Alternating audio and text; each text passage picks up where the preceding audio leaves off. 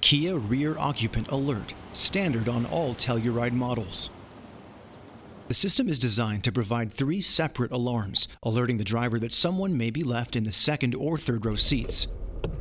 First alert. A chime sounds and a check rear seats message appears on the instrument panel when the car is turned off. If ultrasonic sensors detect movement in the rear of the vehicle after the vehicle is turned off and locked, the horn will blast approximately 20 seconds later.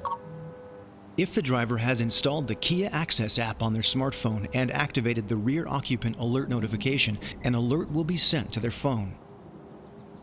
To function, Rear Occupant Alert must be activated via the vehicle controls as described in the owner's manual.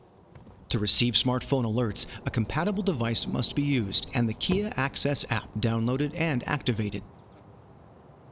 Rear Occupant Alert is not a substitute for one's attention and may not detect all movement within the vehicle. Always check the vehicle's interior when exiting the vehicle.